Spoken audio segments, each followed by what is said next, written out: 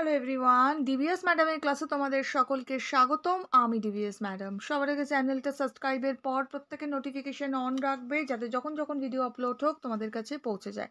আলোচনার বিষয় class 8 geography. জিওগ্রাফির first চ্যাপ্টারে আমরা বিষয় বস্তু অর্থাৎ ওয়ান শট ডিসকাশন করব। ওকে, ওয়ান শট ডিসকাশন আমরা করব এই চ্যাপ্টার থেকে কি কি পড়তে হবে, কি কি ইম্পর্টেন্ট প্রশ্ন আসছে, এই চ্যাপ্টারটা বিষয়বস্তুটা কি আছে সেটা নিয়েই আমরা ডিসকাশন করছি। ঠিক আছে, শুরু করা যাক। ভিডিওটা বেশির থেকে বেশি লাইক শেয়ার করো, প্রত্যেকের নোটিফিকেশন অন রেখো, যাতে যখন যখন ভিডিও আপলোড হোক তোমাদের কাছে পৌঁছে যায়।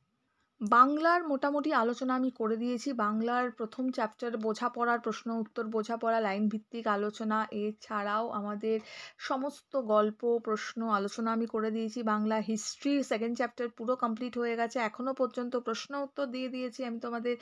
বাংলার পথের পাঁচালীর সমস্ত কিছু কমপ্লিট করিয়ে দিয়েছি। তো যেগুলো সমস্ত করিয়ে দিয়েছি সব প্লেলিস্টে আছে, ফার্স্ট ইউনিট টেস্টের প্লেলিস্ট বা তোমাদের যে প্রতিটা সাবজেক্টের প্লেলিস্ট সেখান থেকে দেখে নেবে। ইংলিশের জন্য তোমরা ম্যাথ ডিভিএস ম্যাডামে যাবে, সেখানেও পেয়ে যাবে। ওকে, সার্চ করে নেবে ম্যাথ ডিভিএস ম্যাডাম।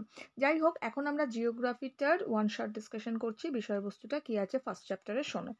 দেখো, এই যে চ্যাপ্টারটা আছে এটায় আমরা কি কি পড়বো না, পৃথিবীর অভ্যন্তর ভাগটা কি আছে এটার সম্বন্ধে আমরা জানতে পারছি। ওকে, আমি যে পড়াটা পড়াবো একটু স্কিপ করবে না, প্রথম থেকে শেষ পর্যন্ত ভালো করে শুনবে। এখান থেকে ইম্পর্টেন্ট প্রশ্ন কি হয় সেটা আমি আলোচনা করব। এটা কিন্তু খুব ভালো করে আলোচনা করছি, সো ভালো করে শুনবে। ঠিক আছে, পৃথিবীর ঘনত্ব জানবো, এছাড়াও কেন্দ্রমণ্ডল, গুরুমণ্ডল, এগুলো সম্বন্ধে আমরা জানতে পারবো। দেখো, পৃথিবীর ঘনত্ব কত? ওকে, একটা আমরা বলতে পারি একটি নির্দিষ্ট এবং এক একক আয়তনের পদার্থের মধ্যে যতটুকু ভর বা আমরা বলতে পারি ওজন আছে, তার পরিমাপকে ওই পদার্থের ঘনত্ব বলে। তাই তো? কি বললাম আমি? একটা নির্দিষ্ট এবং একক আয়তনের পদার্থের মধ্যে যতটুকু ওজন আছে তার পরিমাপকে ওই পদার্থের ঘনত্ব বলে। পৃথিবীর গড় ঘনত্ব কত না 5.5 গ্রাম ঘন সেমি। কি বললাম? 5.5 গ্রাম ঘন সেমি আমরা বলে থাকি। এই যে আমাদের পৃথিবী আছে, পৃথিবীর যে পৃষ্ঠটার ওপর আমরা বাস করি, আমরা তো পৃথিবীর ভেতরে বাস করি না, তাই না? আমরা পৃথিবীর ভেতরে বাস করি না, আমরা পৃথিবীর ওপরিপাঠে বাস করি। ধরো এটা পৃথিবী, আমরা কোথায় আছি না, আমরা এই ওপরটায় আছি কিন্তু। ওকে, এবার ওপরটায় আছি আমরা, অথচ পৃথিবীটা সারাক্ষণ ঘুরছে, কিন্তু আমরা পড়ে যাচ্ছি না। কেন পড়ে যাচ্ছি না? এর আগে আমি বলেছি, বিকজ মাধ্যাকর্ষণ শক্তির জন্য আমরা পড়ে যাচ্ছি না। ওকে, এখন সেটা আমি ডিসকাশনের বিষয় না, আমাদের বিষয় পৃথিবীর ভেতরটা কি আছে। ওকে, দেখো, পৃথিবীর ভেতরটা আমরা বলতে পারি যে পৃথিবীর উপরিভাগটা হালকা কঠিন উপাদান দ্বারা ঢাকা আছে। ওকে, যার গড় গভীরতা আমরা বলতে পারি 30 কিমি। ওকে, শক্ত যে পিঠটা আছে পৃথিবীর, তার নিচে ভূকেন্দ্র পর্যন্ত প্রতিটা যে পদার্থ আছে তা সেটা কি না প্রচণ্ডভাবে উত্তপ্ত আর একটা গলিত অবস্থায় থেকে থাকে। এবার আমরা যেখানে বাস করি তার ঠিক নিচে কি আছে? তার নিচে একদম পর্যায়ক্রমে কি রয়েছে না, রয়েছে শিলামণ্ডল, তারপরে গুরুমণ্ডল, কেন্দ্রমণ্ডল রয়েছে। এগুলো কিন্তু রয়েছে। কি বললাম? গুরুমণ্ডল, শিলামণ্ডল, কেন্দ্রমণ্ডল রয়েছে। এবার ভূপৃষ্ঠ থেকে পৃথিবীর যে কেন্দ্রের দিকে যত তুমি যাবে, ভূপৃষ্ঠ থেকে পৃথিবীর কেন্দ্রের দিকে, ওকে, কেন্দ্রের দিকে যত তুমি যাবে ততই কিন্তু উষ্ণতাটা অর্থাৎ যেটা আমরা বলতে পারি উষ্ণতা, সেটা কিন্তু অনেক বেশি বৃদ্ধি পেতে থাকে। এবার ভূকেন্দ্রের প্রায় আমরা বলতে পারি যে 6000 ডিগ্রি সি পর্যন্ত পৌঁছায়। কি বললাম? ভূকেন্দ্রে প্রায় উষ্ণতা বৃদ্ধি পেতে পেতে কত পৌঁছায়? ভূকেন্দ্রে যেতে যেতে কত পৌঁছায় না 6000 ডিগ্রি সি পর্যন্ত পৌঁছায়। এবার ভূপৃষ্ঠের উষ্ণতার গড় মাত্রা আমরা বলি 25 ডিগ্রি সি, গড় মাত্রা বা গড়। ওকে, তো 25 ডিগ্রি সি। সুতরাং আমরা বুঝতে পারি বা আমরা জানতে পারি যে ক্রমশ নিচের দিকের উষ্ণতা বাড়ছে, যার ফলে কি হয়? চাপটা বাড়ে, ফলে পদার্থগুলো কঠিন থেকে আমরা মানে সান্দ্র হয়ে পুনরায় কি হচ্ছে না, পুনরায় ওটা অত্যাধিক কঠিন অবস্থায় ভূকেন্দ্রের দিকে, তার ঘনত্ব, চাপ, উষ্ণতা সবই কিন্তু ভূকেন্দ্রের দিকে কিন্তু বৃদ্ধি পাচ্ছে। ওকে, বোঝা গেল? এবার এই জিনিসগুলো কিন্তু আমাদের জন্য খুব ইম্পর্টেন্ট, এটা খুব ভালো করে মাথায় রাখবে। আমরা এখানে জানবো কি না, আমরা এখানে জানবো হচ্ছে গুরুমণ্ডল। গুরুমণ্ডল সম্বন্ধে আমি তোমায় কি বলতে পারি না, গুরুমণ্ডল হচ্ছে দেখো ভূত্বকের নিচে পৃথিবীর অভ্যন্তরে প্রায় ২৯০০, আমরা বলতে পারি ২৯০০ কিমি পর্যন্ত একই ঘনত্ব ও পদার্থযুক্ত যে স্তর সেটা হচ্ছে কি না গুরুমণ্ডল। এবার পদার্থের ঘনত্ব ধরা যেতে পারে যে 3.4 থেকে 5.6 গ্রাম ঘন সেমি। ওকে, এই যে স্তরটা আছে এই স্তরে লোহা, নিকেল, তারপরে ম্যাগনেসিয়াম, সিলিকন, ক্রোমিয়াম এই সব দ্বারা কিন্তু এই গুরুমণ্ডলটা গঠিত হয়। এই স্তরের উষ্ণতা 2000 ডিগ্রি সি থেকে 3000 ডিগ্রি সি পর্যন্ত, অর্থাৎ 2000 ডিগ্রি সি থেকে 3000 ডিগ্রি সি পর্যন্ত। এবার উপাদানের পার্থক্যের জন্য গুরুমণ্ডলকে দুভাগে ভাগ করা হয়। কি ভাগ না, বহিঃ গুরুমণ্ডল আর হচ্ছে অন্তঃগুরুমণ্ডল। বহিঃ গুরুমণ্ডলটা কি না, বহিঃ গুরুমণ্ডল হচ্ছে 30 থেকে 700 কিমি পর্যন্ত বিস্তৃত একই আমরা বলতে পারি যে ক্লোফেসিমা যাকে বলা হয়। ওকে, তাহলে 30 থেকে 700 কিমি পর্যন্ত বিস্তৃত যে জায়গাটা সেটা আমরা বলে থাকি যে ক্লোফেসিমা। এই স্তরে কি হবে না, অ্যাস্থেনোস্ফিয়ারের উপস্থিত রয়েছে। এই স্তরে কি আছে, অ্যাস্থেনোস্ফিয়ারের উপস্থিতি রয়েছে।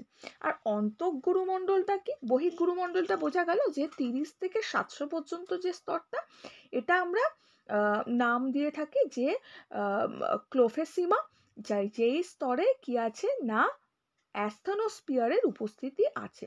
আর অন্তঃগুরুমণ্ডল কি না 700 থেকে 2900 পর্যন্ত, 700 থেকে 2900 পর্যন্ত বিস্তৃত স্তর, একে বলা হয় কি নিফেসিমা। কি বলা হয় একে না নিফেসিমা কিন্তু আমরা বলতে পারি। এদিকে দেখো এগুলো রয়েছে, দেখেছো গুরুমণ্ডল, ভূত্বক, কেন্দ্রমণ্ডল, এগুলো কিন্তু খুব ভালো করে পড়তে হবে। শিয়াল, সীমা এগুলো খুব ইম্পর্টেন্ট হয়। ওকে, সেগুলো আমি আসছি। দেখো একটা কথা বলি যে পৃথিবীর ভেতরটা সম্পর্কে আমরা কতটা জেনেছি বা মানুষ কতটা জেনেছি, যতটা জেনেছি সেটা আমরা কি জানলাম, কিভাবে জানলাম।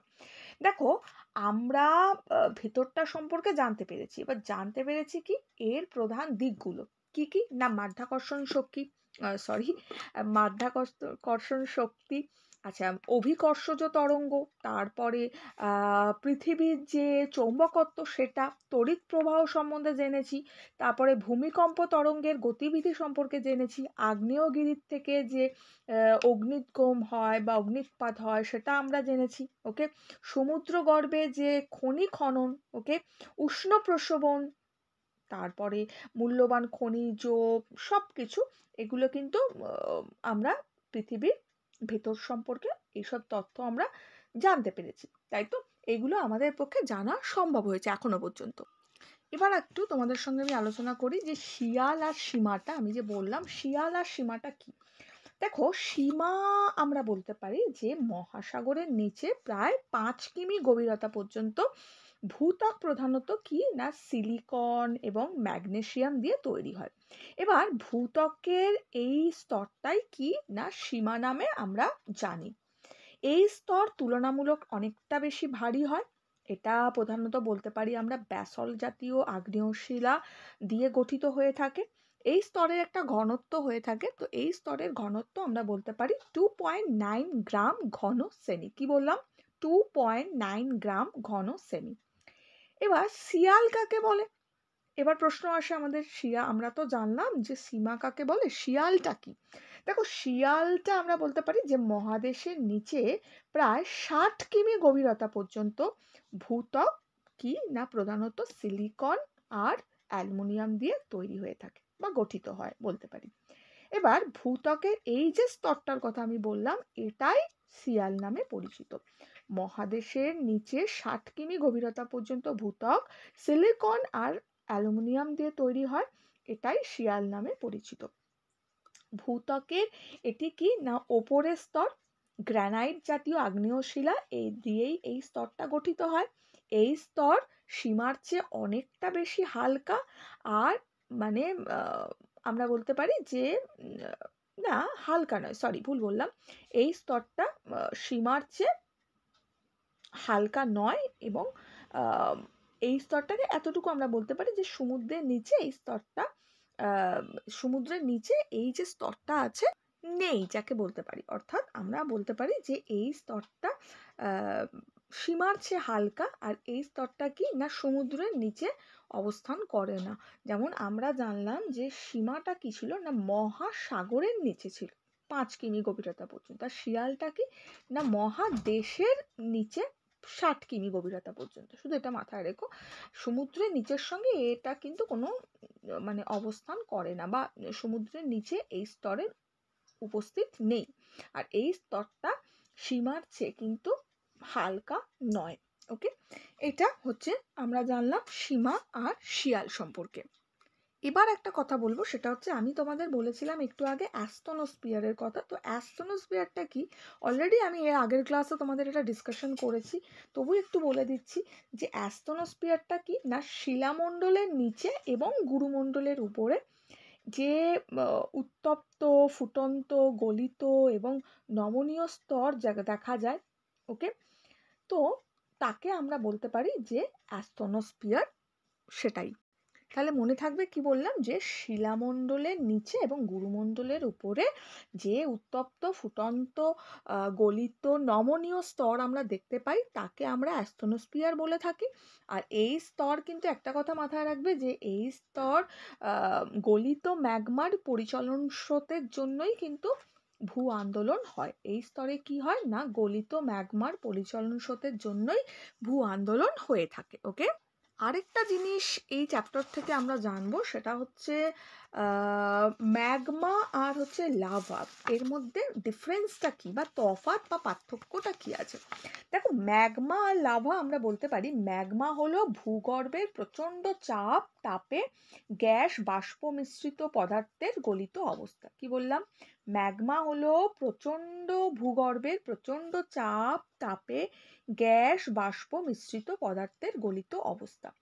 ম্যাগমাটা আগে বলে দিই, ম্যাগমা হলো ভূ অভ্যন্তরের বিভিন্ন প্রকার খনিজ তরলের মিশ্রণ। ওকে, আর কি ম্যাগমা ধীরে ধীরে জমাট বেঁধে কঠিন শিলায় কিন্তু পরিণত হয়। এদিকে আমরা লাভার ক্ষেত্রে কি বলতে পারি না, লাভা কি না লাভা ভূগর্ভের গলিত উত্তপ্ত যে অর্ধতরল যা ফাটল দিয়ে ভূপৃষ্ঠের বাইরে বেরিয়ে আসে, সেটাই হচ্ছে লাভা।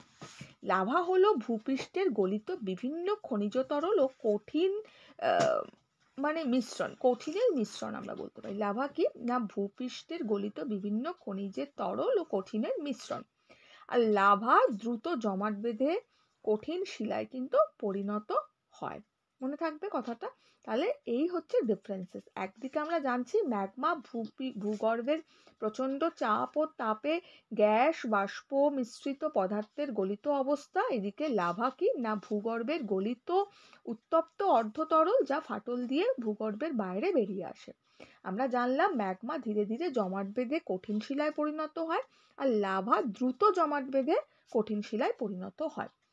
ম্যাগমা ভূ অভ্যন্তরের বিভিন্ন প্রকার খনিজ তরল মিশ্রণ, আর লাভা হলো ভূপৃষ্ঠের গলিত বিভিন্ন খনিজ তরল ও কঠিনের মিশ্রণ। একটা ভূপৃষ্ঠের আর ম্যাগমাটা ভূ অভ্যন্তরের। ওকে, এই হচ্ছে আমরা ডিফারেন্স হিসাবে জানতে পারি।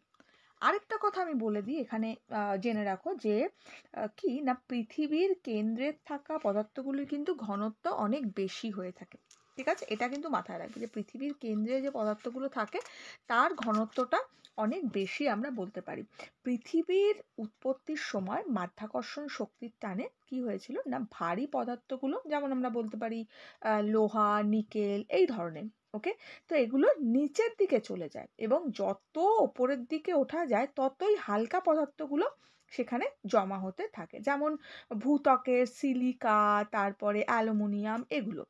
এবার ঠিক যেভাবে ভারী জিনিস নিচে থিতিয়ে পড়ে এবং তার উপরে কি হয় হালকা জিনিস ভেসে ওঠে বা ভেসে থাকে, এই কারণেই পৃথিবীর কেন্দ্রে কাছে থাকা পদার্থগুলির ঘনত্ব কি হয় না বেশি হয়ে থাকে। এটাই আমরা জেনে থাকবো, বা এটাই হচ্ছে আমরা জানবো। ওকে, এবার এই চ্যাপ্টারে পার্থক্য প্রচুর পরীক্ষায় আসে। যেমন আমি তোমাদের বললাম যে ম্যাগমা আর লাভার মধ্যে পার্থক্য, তেমন শিয়াল আর সীমার মধ্যে পার্থক্য আসে। যেমন আমরা বলতে পারবো যে শিয়ালটা মহাদেশের নিচে আছে, সীমাটা মহাদেশের, সরি ভুল বললাম, শিয়ালটা মহাদেশের নিচে আর সীমাটা হচ্ছে মহাসাগরের নিচে। মনে থাকবে, শিয়াল হচ্ছে মহাদেশের নিচে আর সীমা হচ্ছে মহাসাগরের নিচে। ওকে, তারপরে কি না, শিয়াল যেটা হয় সেটা সিলিকা আর অ্যালুমিনিয়াম দিয়ে গঠিত আমরা বলতে পারি। আর সীমাটা উপাদান কি না, সীমার উপাদান আমরা বলতে পারি সিলিকা আর ম্যাগনেসিয়াম। ওকে, এই যে শিয়াল তার গভীরতাটা আমরা বলতে পারি 60 কিমি, আবার সীমার গভীরতা আমরা বলতে পারি 5 কিমি। ঠিক আছে, এবার যে প্রধান শিলা হিসাবে শিয়ালে আমরা বলতে পারি গ্রানাইট জাতীয়, আর সীমায় আমরা বলতে পারি ব্যাসল্ট জাতীয়। ওকে, তো এগুলোই হচ্ছে। তারপরে বিযুক্তি রেখার ক্ষেত্রে আমরা বলতে পারি যে কনরাড বিযুক্তি রেখা শেষ আছে শিয়ালে, কনরাড বিযুক্তি রেখা শেষে আছে আর কি, শিয়াল যেটা আছে কনরাড বিযুক্তি রেখার শেষে আছে। আর সীমাটা কি আছে না, সীমাটাকে আমরা ধরতে পারি যে এটা মোহরোভিসিক বিযুক্তি রেখার শেষে আছে, মোহরোভিসিক বিযুক্তি রেখার শেষে আছে কিন্তু। ওকে, আর এখানে প্রচুর পরিমাণে উদ্ভিদ দেখা যায় শিয়ালে, কিন্তু তোমার সীমাতে শিয়াল তুলনায় কম উদ্ভিদই আমরা দেখতে পাই। এইভাবে কিন্তু পার্থক্যগুলোকে আমাদেরকে তুলে ধরতে হবে। ভূত্বকের সঙ্গে পার্থক্য অনেক সময় থাকে, ভূত্বক আর শিয়ালের পার্থক্য, তারপরে মহাসাগরীয় ভূত্বক এবং মহাদেশীয় ভূত্বকের মধ্যে পার্থক্য, এগুলো কিন্তু পরীক্ষায় খুব আসে।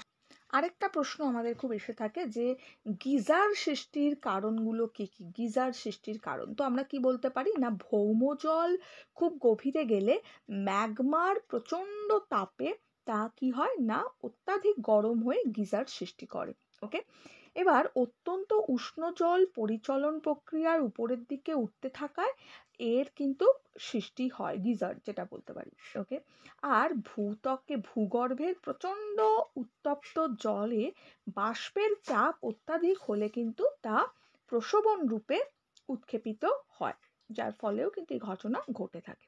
তাহলে বোঝা গেল যে গিজার সৃষ্টির কারণগুলো এটাও কিন্তু পরীক্ষায় আমাদের খুব পেয়ে থাকে।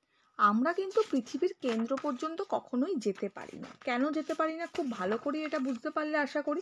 আমাদের যদি জিজ্ঞেস করে কেন আমরা পৃথিবীর কেন্দ্র পর্যন্ত যেতে পারি না, কেন পারি না, দেখো পৃথিবীর ভূত্বকের বাইরের থেকে ভূ অভ্যন্তরে প্রবেশ করলেই কি হয়, সেখানে জীবজগৎ তথা মানুষের বেঁচে থাকার মতো কোনো স্বাভাবিক পরিবেশই দেখা যায় না। ওকে, তার মানে আমি কি বোঝাতে চাইছি না, সেখানে কোনো বায়ু প্রবাহ, কোনো জল, কোনো অক্সিজেন কিচ্ছু নেই, সমস্ত কিছুরই অভাব সেখানে। ওকে, প্রচণ্ড উষ্ণতা ভেতরটায়, চাপ প্রচণ্ড, তড়িৎ প্রবাহ আছে প্রচণ্ড পরিমাণে। তো এই সব জিনিস থাকার জন্যই পৃথিবীর কেন্দ্রে যাওয়া সম্ভব নয়। পৃথিবীর কেন্দ্রে কোনো জীবজগতের বেঁচে থাকা সম্ভব নয় ভূ অভ্যন্তরে। কেন, এখানে বেঁচে থাকার মতো কোনো স্বাভাবিক পরিবেশই নেই। কি কেন নেই, কেন বললামই, এটাই বলবে এলে যে সেখানে কোনো জল, অক্সিজেন, কোনো রকম কোনো বায়ুপ্রবাহ নেই, সেখানে প্রচণ্ড চাপ, প্রচণ্ড তড়িৎ প্রবাহ, প্রচণ্ড উষ্ণতা থাকায় পৃথিবীর কোনো প্রাণের বেঁচে থাকা সেখানে সম্ভব নয়, তাই সেখানে আমরা পৌঁছতে পারি না। ওকে, এইভাবে আনসারটা দিতে পারবে। তাহলে মোটামুটি বোঝা গেল এই চ্যাপ্টারটা, আশা করি বোঝাতে পারলাম। এখানে আমরা পড়বো কেন্দ্রমণ্ডল, এই চ্যাপ্টারে পাবো গুরুমণ্ডল, আমরা পাবো ভূত্বক, আমরা পাবো কেন্দ্রমণ্ডল, গুরুমণ্ডল। গুরুমণ্ডল তো বলেই দিলাম, কেন্দ্রমণ্ডলটা একটুখানি বলে দিই।